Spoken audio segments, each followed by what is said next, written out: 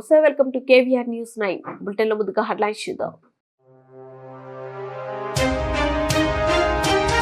అభివృద్ధి విషయంలో బోల్డ్ డెసిషన్స్ తీసుకొని తీరుతాం మంత్రి నారా లోకేష్.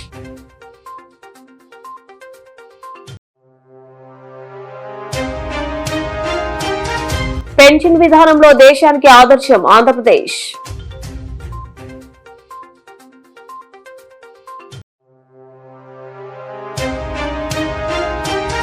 ఇద్దరు ఎమ్మెల్యే సభ్యత్వాలను రద్దు చేయాలని ఓయూ విద్యార్థి డిమాండ్.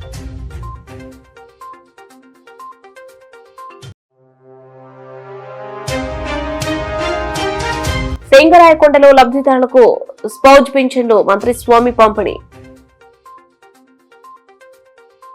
అభివృద్ధి విషయంలో బోల్డ్ డెసిషన్స్ తీసుకుని తీరుతాం.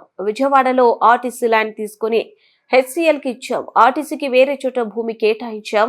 ఇప్పుడు అదే HCL లో 4500 మంది పనిచేస్తున్నారు మంత్రి నారా లోకేష్. అభివృద్ధికి అబ్జెక్ట్ చేసే వాళ్ళు కొంతమంది మాడుతూనే ఉంటారు సార్. ఇప్పుడు ఈ రోజు పాపులేషన్ ఎక్కడ ఎక్కువ ఉందండి? యాజ్ ఆఫ్ టుడే విజయవాడలో ఉంది. దీనికి వాడని భూమి తీసుకెళ్లి ఇస్తాను, తప్పేంటి? ఇప్పుడు ఇదే మాట నేను ఇన్నుంటే HCL వచ్చేది కాదు స్వామి. ఎందుకంటే అక్కడ కొంత భూమి ఆర్టీసీ భూమి ఉంటే నేను ఆర్టీసీకి వేరేది ఇక్కడ భూమి ఇచ్చి HCL ఓపెనింగ్ కి ఇది కావాలి అని చెప్పి నేను తీసుకునే భూమి ఆ రోజు. ఈరోజు ఎంతమంది పనిచేస్తున్నారు అక్కడ? 4500 మంది ఒక HCL లో పనిచేస్తున్నారు. Bus government has to take bold decisions. అభివృద్ధికి సంబంధించిన బోల్డ్ డెసిషన్స్ మేము తీసుకుంటాం. 1995లో బాబు గారు అంత బోల్డ్ డెసిషన్స్ తీసుకున్నారు అనుకునే హైదరాబాద్ ఈ రోజు ఈ స్థాయికి వచ్చిందండి. అరే చాలా మంది ఎగతాలు చేయలేదా అన్నాడు. శంషాబాద్కి 5000 ఎకరాలు ఎందుకని? ఈరోజు చూడండి, ఒక్కసారి వెళ్ళి చూడండి ఆ ఎయిర్పోర్ట్ ని. One of the best airport in the country అండి. Today also I'm very proud. బెంగళూరుతో పోల్చిన చెన్నై వదిలేసేయండి, దారుణంగా ఉంటుంది. బట్ బెంగళూరుతో పోల్చిన ఇతర ఎయిర్పోర్ట్తో పోల్చిన Hyderabad is one of the best airport. ఇంకొక 100 సంవత్సరాలు వాళ్ళకి కావాల్సిన ఎక్స్పాన్షన్ మొత్తం అక్కడే చేసుకోవచ్చు. ఈ రోజు బెంగళూరు ఏంటి, ఎయిర్పోర్ట్ ఫుల్ అయిపోయింది, వేరే ఎయిర్పోర్ట్ కట్టుకోవాలంటున్నారు. రెండు ఒకేసారి మొదలైన కదా పనులు. That is vision. ఒక విజన్ ఉన్న నాయకుడు ఏంటంటే రాబోయే 100 సంవత్సరాలకి అవసరం ఏంటని ఆలోచించి చేస్తారు. దానివల్లే కదా ఈరోజు ఔటర్ రింగ్ రోడ్ ఎవరు డిజైన్ చేశారు? అప్పుడు చంద్రబాబు నాయుడు గారు కదా. మెట్రో ఎవరు డిజైన్ చేశారు? చంద్రబాబు నాయుడు గారు కదా అన్నాడు. ఈరోజు చూడండి ఎంత ఉపయోగపడుతుందో తెలంగాణ. హైదరాబాద్ అదృష్టం ఏంటంటే బాబు గారి దగ్గర నుంచి తర్వాత కూడా ఏ ముఖ్యమంత్రి అయినా, రాజశేఖర రెడ్డి గారు అయి ఉండొచ్చు, రోసే గారు అయి ఉండొచ్చు, కిరణ్ కుమార్ రెడ్డి గారు అయి ఉండొచ్చు, కేసీఆర్ గారు కూడా అయి ఉండొచ్చు. అందరూ హైదరాబాద్ని అభివృద్ధి చేసిన వాళ్ళే. జగన్ లాగా అభివృద్ధి ఆపిన వాళ్ళు కాదు. That is the luck, greatest luck of Hyderabad అండి. మన దౌర్భాగ్యం ఏంటంటే ఇలాంటి పులివెందల ఎమ్మెల్యే ఉంటాం మనకి. ఆంధ్రప్రదేశ్ రాష్ట్రం దేశంలోనే అత్యుత్తమ పెన్షన్ విధానం అమలు చేస్తుందని SME ఎన్ఆర్ఐ సేర్ఫ్ శాఖ మంత్రి కొండపల్లి శ్రీనివాస్ పేర్కొన్నారు. శుక్రవారం శ్రీకాకుళం రూరల్ మండలం పాత్రనివలస గ్రామంలో జరిగిన NTR భరోసా పెన్షన్ల పంపిణీ కార్యక్రమంలో ఆయన జిల్లా కలెక్టర్ స్వప్నిల్ దినకర్ పున్కర్ ఎమ్మెల్యే గొండు శంకర్లతో కలిసి పాల్గొన్నారు. పలువురు లబ్ధిదారులకు ఇంటింటికి వెళ్లి పెన్షన్లు అందజేశారు. ఈ సందర్భంగా మంత్రి మాట్లాడుతూ ప్రతి కుటుంబం సుఖంగా ఉండాలన్నదే ప్రభుత్వ లక్ష్యమని చెప్పారు. వృద్ధులు, దివ్యాంగులు, వితంతువులు, చేనేత కార్మికులు, అనారోగ్యంతో బాధపడుతున్న వారికి నెల నెల పెన్షన్లు అందిస్తూ ఎన్డీఏ ప్రభుత్వం గొప్ప సేవలు అందిస్తుందని పేర్కొన్నారు. ఎన్నికల్లో హామీ ఇచ్చిన ప్రకారమే ప్రతి నెల 1వ తేదీన పెన్షన్ పంపిణీ చేస్తున్నామని, రాష్ట్రంలో నెలకు సుమారు 2700 కోట్లు, సంవత్సరానికి 33 కోట్లు ఖర్చు చేస్తుందని వివరించారు. నేను సర్పంచ్ అయిన తర్వాత మన గ్రామంలో అనేకమైన అభివృద్ధి కార్యక్రమాలు చేసుకున్నాం. ముఖ్యమైన పనులు చాలా ఊర్లో కాలువలు కానీ, ఈ రోడ్డు, ఈ పెద్ద కాలువ, ఆ బిల్డింగ్, అలాగే ఈ కాలువలు కూడా త్వరలోనే పూర్తి చేస్తాం. ఈ పెద్ద చెరువు వేసే ఇప్పుడు కలెక్టర్ గారి దృష్టికి తీసుకెళ్ళాం, ఇన్ఛార్జ్ మంత్రి గారి దృష్టికి తీసుకెళ్ళాం. దీంతో పాటుగా ఇంకొక ప్రధాన సమస్య సోదరుడు మర్చిపోయారు. దీనికి డివిజన్లు ఏర్పాటు చేసేటప్పుడు ఈ డివిజన్ వేరే దాంట్లో కల్పిస్తారు. ఈ గ్రామంకి ఒక డివిజన్ కి సరిపడి పక్కది కలపకుండా దీన్ని తీసుకెళ్లి ఎక్కడో మధ్యలో 2 గ్రామాల తర్వాత తీసుకెళ్లి కలిపడం జరిగింది. అందుకు ప్రభుత్వం దృష్టికి, ముఖ్యమంత్రి గారి దృష్టికి నేను తీసుకెళ్లాను. అసెంబ్లీలో మాట్లాడాను, డీలిమిటేషన్ మళ్ళీ చేయమని. దీన్ని కూడా మీరు ముఖ్యమంత్రి గారి దృష్టికి తీసుకెళ్లి, ప్రభుత్వం దృష్టికి తీసుకెళ్లి మళ్ళీ శ్రీకాకుళం పట్టణం మొత్తం ఆ గజెట్ ఏదైతే ఉందో దాన్ని రద్దుపరిచి మళ్ళీ డీలిమిటేషన్ జరిగేటట్టుగా మీరు చేస్తారని సభాముఖంగా కోరుకుంటూ, కూటమి ప్రభుత్వం ఏర్పాటైన తర్వాత బీజేపీ, జనసేన, తెలుగుదేశం పార్టీ కూటమి ప్రభుత్వం ఏర్పాటు అయిన తర్వాత సుదీర్ఘ రాజకీయ అనుభవం కలిగినటువంటి శ్రీ నారా చంద్రబాబు నాయుడు గారు ముఖ్యమంత్రిగా పదవి బాధ్యతలు చేపట్టారు. అలాగే సుదీర్ఘమైన పాదయాత్ర చేసినటువంటి లోకేష్ అన్న గారు అన్ని కష్ట సుఖాలని తెలుసుకున్న తర్వాత పెన్షన్లు అనేవి, సామాజిక పెన్షన్లు, మంచం మీద ఉన్న వాళ్ళు, అలాగే వికలాంగులు, వితంతువులు, అలాగే వృద్ధులు అందరికీ కూడా ప్రతి నెల టైం మీద పెన్షన్ వాళ్ళ ఇంటికి వెళ్ళి ఇవ్వాలనే నిర్ణయం ఆనాడే తీసుకున్నారు. మన అదృష్టవశాత్తు ప్రభుత్వం ఏర్పాటు అయిన తర్వాత జూలై నెలలో ఎలక్షన్లోనే చెప్పాం, ఏప్రిల్, మే, జూన్ 3 నెలలు 3,000 కలిపి జూలైలో 4,000తో కలిపి 7,000 ఇస్తామని అందరికీ ఇచ్చాం. అవునా కాదా? అలాగే ఏవైతే వితంతువులు భర్తకు పెన్షన్ వచ్చి భార్య చనిపోతే వెంటనే ఇవ్వాలని చెప్పి నవంబర్ నుండి మనం మాట ఇచ్చాం. అలాగే ఇవ్వడం జరుగుతుంది. అలాగే గతంలో ఎవరైతే పెన్షన్లు భర్తలు చనిపోయి గత 5 సంవత్సరాలుగా ఇవ్వకుండా ఉంచేసిన పరిస్థితి ఉంది, అవన్నీ కూడా మన రాష్ట్ర మంత్రివర్యులు కొండపల్లి శ్రీనివాస్ గారి ఆధ్వర్యంలో పెద్ద ఎత్తున దీనికి స్టడీ చేసి ముఖ్యమంత్రి గారి దృష్టిలో పెట్టి ఈ పెన్షన్లకు సంబంధించిన మంత్రివర్యులు కూడా మనకి శ్రీనివాస్ గారు అయినందువల్ల ఇవన్నీ వాళ్ళ తాతగారి నుండి కూడా వాళ్ళు 3 సార్లు తాతగారు ఎంపీ, వాళ్ళ నాన్నగారు రాజకీయం నుండి వచ్చారు. అన్ని కష్ట సుఖాలు తెలిసిన వారు కనుక ఇవన్నీ ముఖ్యమంత్రి గారి దృష్టికి తీసుకెళ్ళడం జరిగింది. అందుకే పెద్ద ఎత్తున 1,09,000 రాష్ట్ర వ్యాప్తంగా ఈ రోజు పంపిణీ జరుగుతుంది. సో మీకు తెలుసు, గత ప్రభుత్వంలో 3,000 అని చెప్పి ఒక్కసారి ఛాన్స్ ఇస్తే ఆ 3,000 లాగి 5 సంవత్సరాలకు పెంచుకుంటూ పోయి 5 సంవత్సరాలకి 1,000 రూపాయలు పెంచాడు. కానీ మనం మాట ఇచ్చాం, 4,000 ఇచ్చాం, 3,000 పెన్షన్ వికలాంగులకి 6,000 చేశాం, బెడ్ మీద ఉన్న వాళ్ళకి 5,000, 10,000 చేశాం, 10,000, 15,000 చేశాం. ప్రతి నెల 1వ తారీఖు మీ ఇంటికి ఇస్తున్నాం. అవునా కాదా?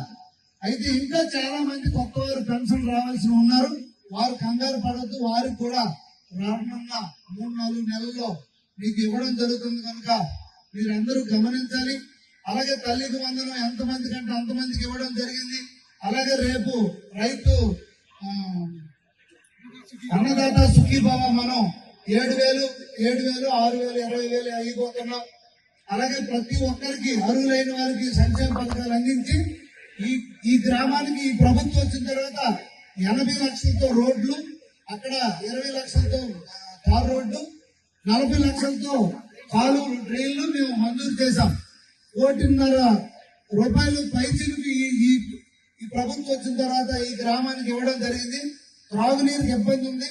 వీలైతే టిడ్కో ఆఫీసర్స్ తో మాట్లాడి ఇక్కడ టిడ్కో ఇల్లుకి సప్లై ఉంది సార్, దాని నుండి కనెక్షన్ ఏమైనా ఇవ్వగలిగితే మనకు పూర్తిగా ఇక్కడ నీటి కొరత తీరిపోతుంది కనుక అది ఏమైనా ఆప్షన్ ఉందేమో ఒకసారి స్టడీ చేయవలసిందిగా కోరుతూ, ఈ రోజు ఈ నియోజకవర్గానికి గౌరవ మంత్రి, ఇన్ఛార్జ్ మంత్రివర్యులు శ్రీనివాస్ గారు రావడం మనందరూ సంతోషం, అదృష్టంగా భావిస్తూ, అలాగే కలెక్టర్ గారు కూడా ఈ ఊరు వచ్చారు, ఈ డ్రైన్స్ అన్ని చూశారు.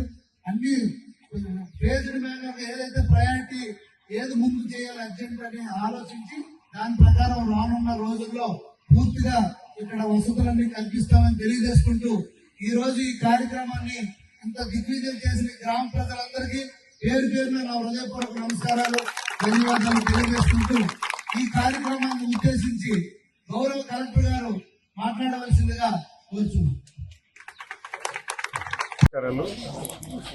ఈరోజు 1వ తారీఖు, ప్రతి నెల 1వ తారీఖున శాసనసభ్యులు అలాగే మంత్రులు మరి ముఖ్యంగా మా గౌరవ ముఖ్యమంత్రి వారు ఏదో విలేజ్ వెళ్ళి ఆ గ్రామంలో ఉన్నటువంటి కష్టాలు కనుక్కొని ఆ గ్రామంలో పర్యటన చేస్తూ పెన్షన్ డిస్ట్రిబ్యూషన్ కార్యక్రమం పెద్ద ఎత్తున గడిచిన సంవత్సర కాలంలో మరి జరుగుతుంది.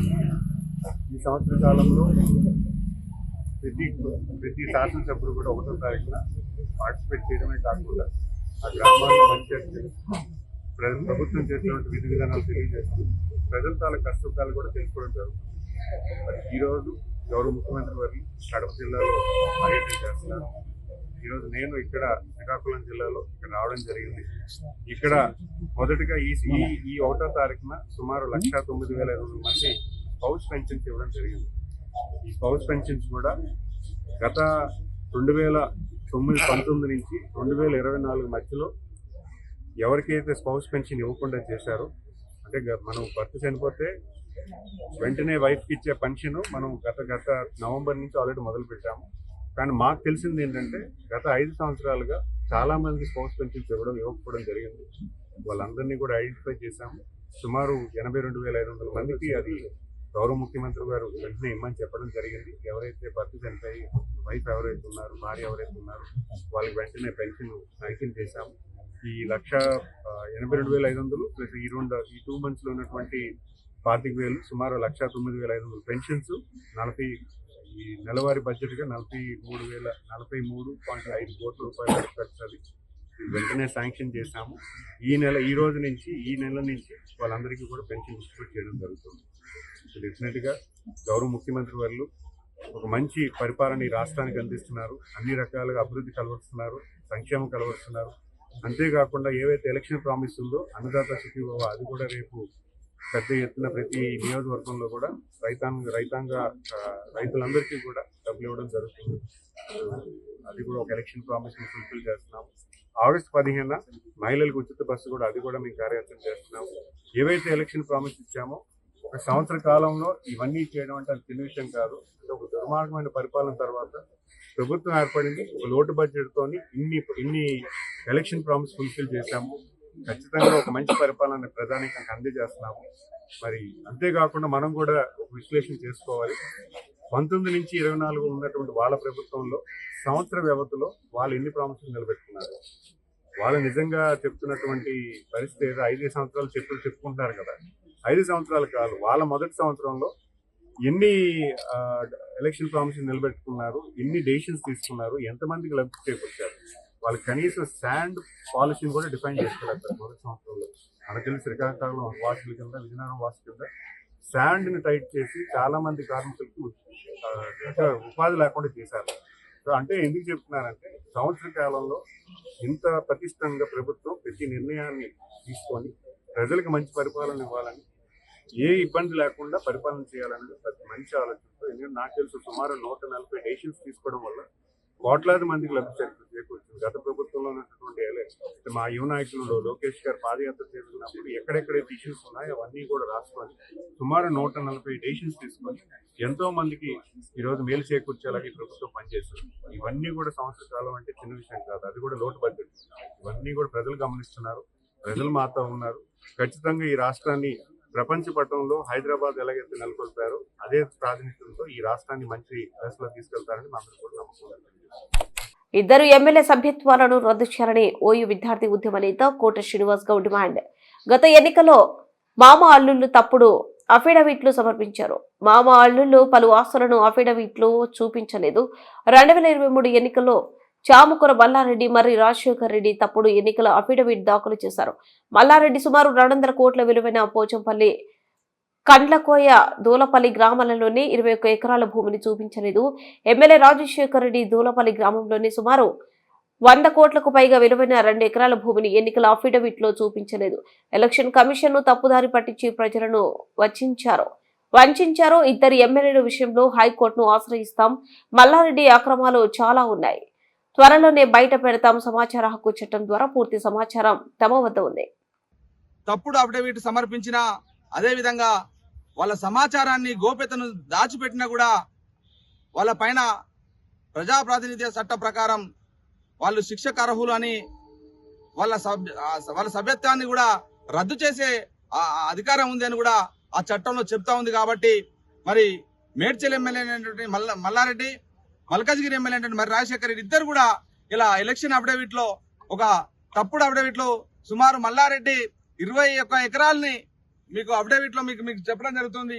ఇక్కడ చూడండి, పోచంపల్లి విలేజ్ గానీ, కండ్లకోయ విలేజ్ గానీ, దూలపల్లి విలేజ్ గానీ, ఈ 3 విలేజ్లలో నేను ఇక్కడ చూపించినటువంటి సర్వే నెంబర్లు అన్నింటిలో కలిపి 21 ఎకరాల భూమి ఇలా తన అఫిడవిట్ లో చూపించకుండా, అంటే సుమారు 150 నుంచి 200 కోట్ల విలువ చేసేటువంటి భూమిని ఇలా తన అఫిడవిట్ లో చూపించకుండా మల్లారెడ్డి ఎన్నికలకు ఇలా బరిలో దిగిండు అనే బీఆర్ఎస్ నుంచి ఎమ్మెల్యే గెలిచిండు. కాబట్టి ఇతడు చట్టరీత్యా శిక్షార్హుడు. కాబట్టి ఆయన సభ్యత్వాన్ని రద్దు చేయాలని ఇలా ఉస్మానియా సిటీ విద్యార్థి ఉద్యమ నాయకుడిగా, కాంగ్రెస్ పార్టీ ప్రచార కార్యనిర్వాహక సభ్యుడిగా త్వరలోనే ఈసీకి కూడా కంప్లైంట్ ఫిర్యాదు చేయబోతా ఉన్నాం. దీనిపైన చట్టరీత్యా కూడా పోరాటం చేయడానికి రాష్ట్ర ఉన్నత న్యాయస్థానాన్ని హైకోర్టును కూడా ఆశ్రయించి అతని సభ్యత్వాన్ని రద్దు చేయాలని మళ్ళీ ఉప ఎన్నికలు నిర్వహించాలనేటువంటి డిమాండ్ తోటి ఇలా మీ ముందు ఇలా ప్రదర్శించడం జరుగుతుంది. అతని అఫిడవిట్ లో మొత్తం కూడా దీన్ని గోప్యతగా అంటే అగ్రికల్చర్ ల్యాండ్ గా చూపించలేదు, నాన్ అగ్రికల్చర్ ల్యాండ్ గా చూపించలేదు, కమర్షియల్ ల్యాండ్ గా చూపించలేదు. మొత్తంగా ఇప్పుడు లేటెస్ట్ గా తీసినటువంటి భూభారతిలో అతని చామకూర మల్లారెడ్డి పేరు మీదే మొత్తం కూడా ఇవన్నీ కూడా చామకూర మల్లారెడ్డి పేరు మీదే ఇలా 21 ఎకరాల భూమి ఇలా తన పేరు మీద ఉంది.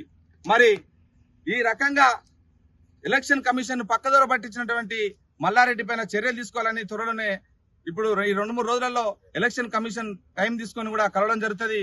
కాబట్టి ఇట్లాంటి తప్పుడు అఫిడవిట్లతోటి ఇలా ఎన్నికల్లో బరిలో దిగి ఇలా వాళ్ళ రాజకీయ పబ్బాన్ని గడుపుకోవడానికి కోసం, ఆస్తుల్ని కాపాడుకోవడం కోసం ఇలా ఎన్నికల డ్రామాలు ఆడుతున్నారు. ప్రజల లోపల విద్వేషాలు రెచ్చగొడుతూ ఇలా ఇక్కడ హైదరాబాద్ లో ఒక ఘర్షణపూర్ణ వాతావరణాన్ని నెలకొల్పుతున్నారు మామూలు. కాబట్టి వాళ్ళ మీద చర్యలు తీసుకోవడానికి కోసం త్వరలో కలవబోతున్నాం.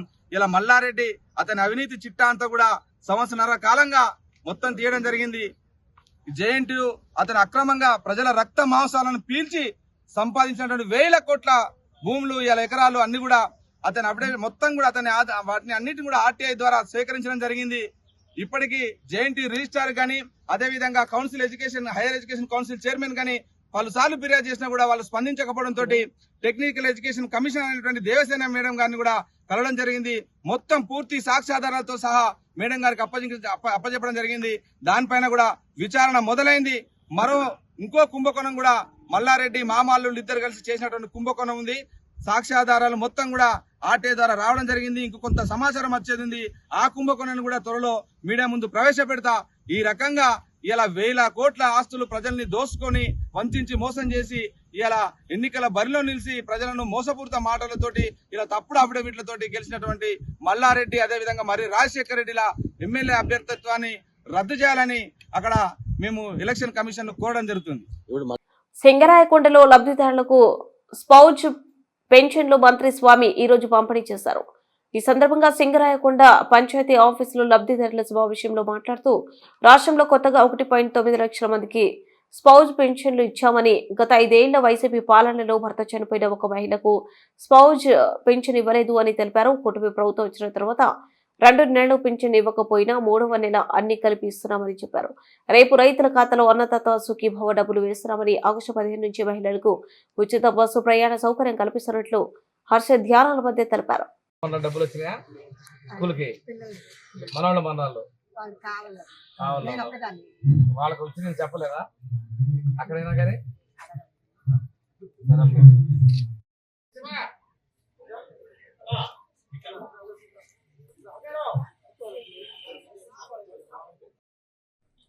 చాలా కాలం తర్వాత ఈరోజు సామాజిక భద్రత పెన్షన్ అందుకోబోతున్నటువంటి మీ అందరికి కూడా నేను శుభాకాంక్షలు తెలియజేస్తా ఉన్నా.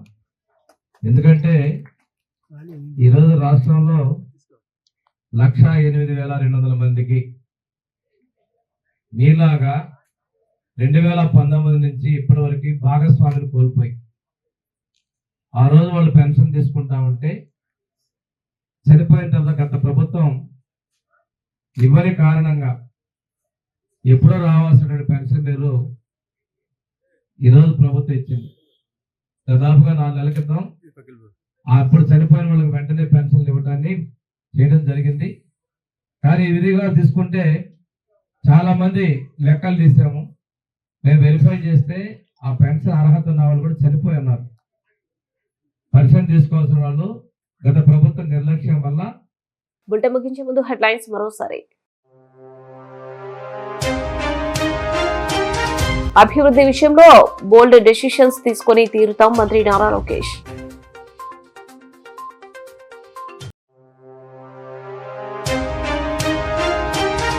పెన్షన్ విధానంలో దేశానికి ఆదర్శం ఆంధ్రప్రదేశ్.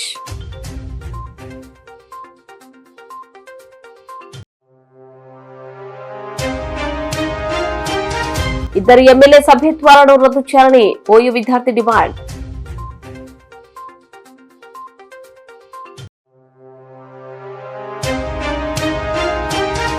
సింగరాయకొండలో లబ్ధిదారులకు స్పౌజ్ పింఛన్లు మంత్రి స్వామి పంపిణీ.